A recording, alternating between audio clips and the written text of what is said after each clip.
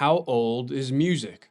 Before it was recorded in modern studios or written on a staff, music manifested itself in the lives of ancient humans. A low hum in the distance, the patterned beat of a woodpecker, the melodic flow of a primitive conversation. Early humans would have experienced all of these sonic landscapes and surely took note of them. We don't know when it began precisely, but it seems that music has deeper roots in our species than we could have ever imagined, and perhaps even predates our species. In its earliest forms, it was probably wordless, instinctive, and rose from the natural rhythms of our breath and heartbeats.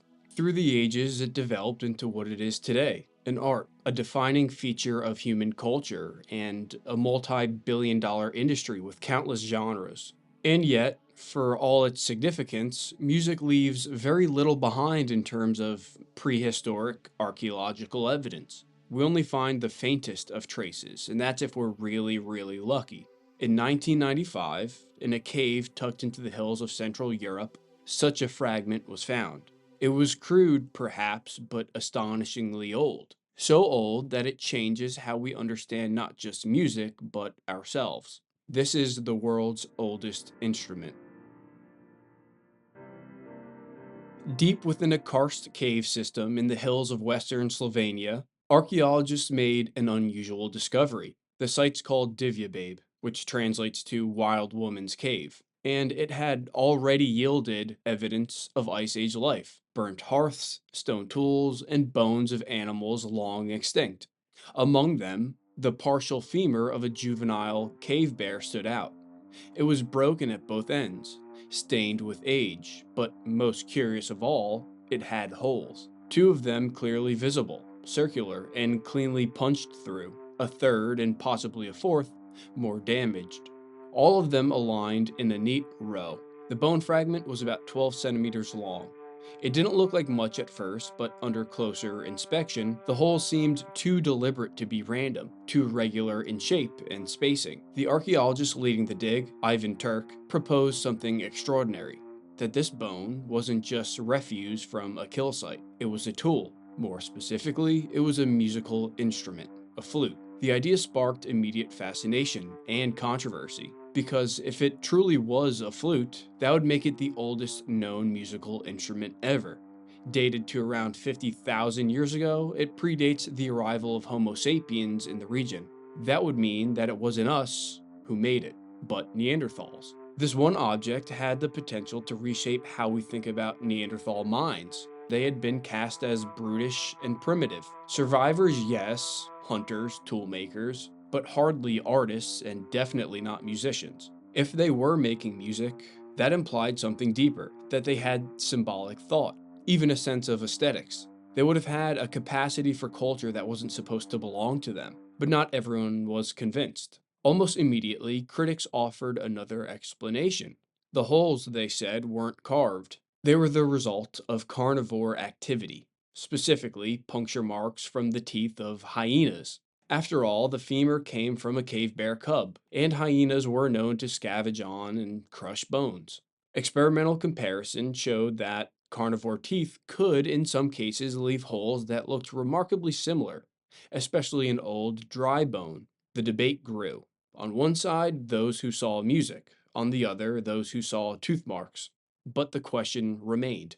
If this was just a chewed bone, why were the holes so regularly shaped and spaced? Why were they aligned along a single axis? And why did they so closely resemble the spacing of finger holes on known wind instruments? To explore this, researchers created replicas of the object. Some used modern techniques to 3D print it, while others carved it by hand. And remarkably, when blown through, these replicas produced musical tones. Not noise, but notes. With careful finger placement over the holes, players could coax out a simple scale.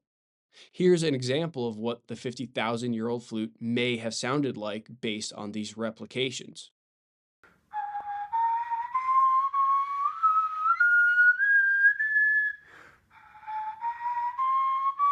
This wasn't proof, but it was something. Still, without more examples, the artifact remains an outlier, a single ambiguous object. No other Neanderthal-era flutes have been found. That makes it difficult to rule out definitively in either direction. Was it music, or just the illusion of music? But even if the bone wasn't an instrument, its story has value. It speaks to the limits of archaeology, how the past leaves behind whispers, not declarations. It also reveals our eagerness to find ourselves in the deep past, to look at a broken bone and hear a song. Whether or not Neanderthals made music remains an open question, but this artifact, whatever its origin, forces us to ask that question, and to imagine that the roots of music might stretch deeper and wider than we once believed.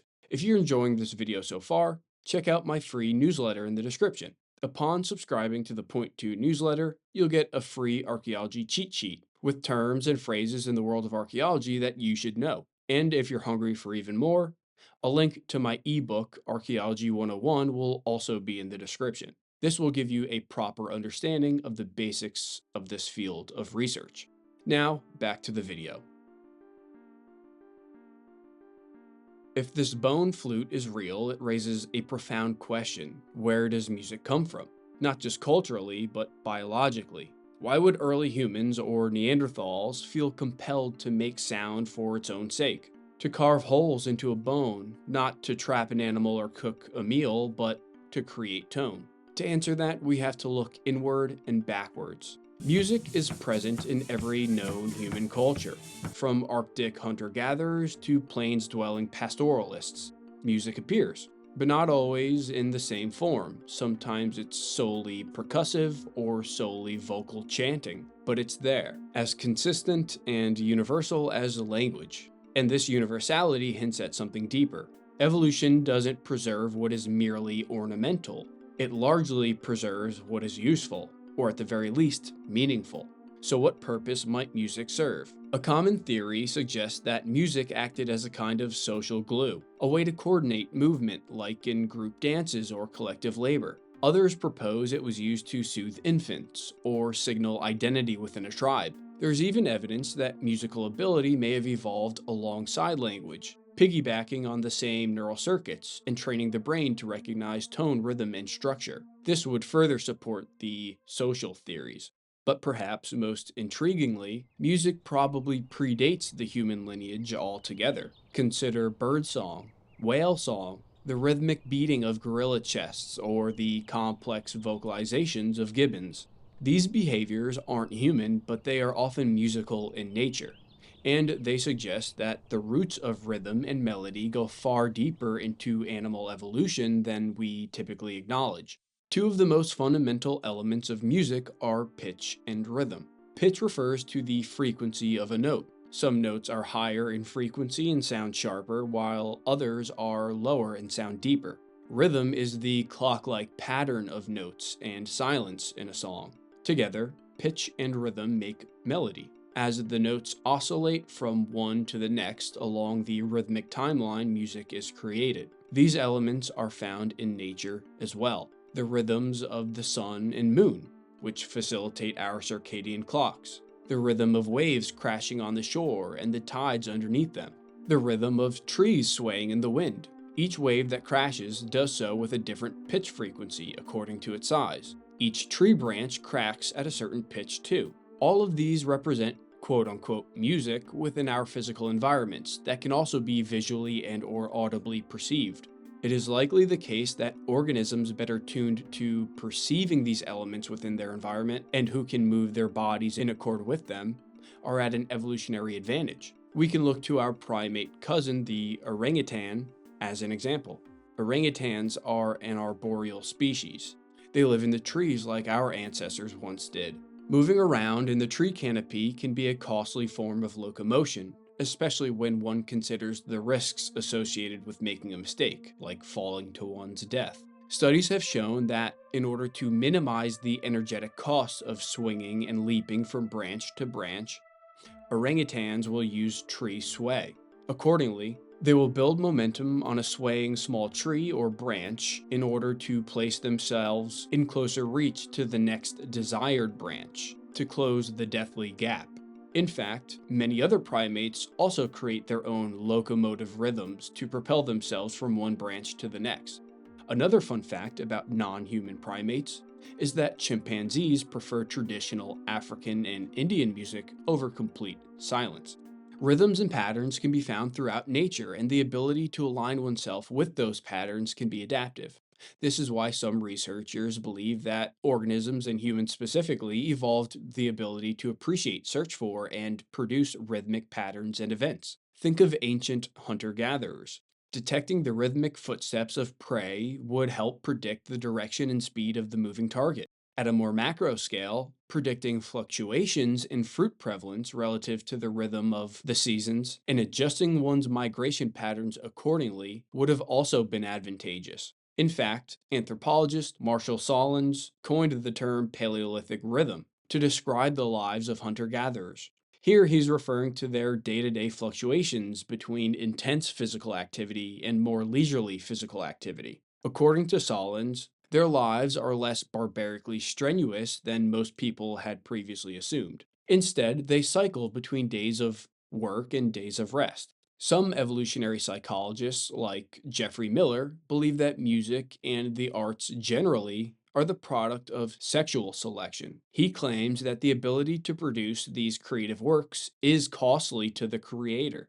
Because it requires effort, skill, and energy, the opposite sex sees that if a creative individual can afford to spend resources on their work, then they must be evolutionarily fit. They can survive healthily despite the handicap of spending resources on producing art. This means that creativity could have evolved even if it was not primarily functional, as long as the opposite sex found it indicative of the creator's health and fitness. Bowerbirds are a commonly used example of this. The males put on elaborate performances, building small structures or sculptures and dancing to attract females. The performance is energetically expensive and serves no direct survival benefit to the male, but it signals to the female that they are a competent mate. The evolutionary advantage is the enhanced reproductive opportunity. Much like the bowerbird's dance and display, the creation of this flute may not have had a direct utilitarian function, but that's precisely what makes it interesting.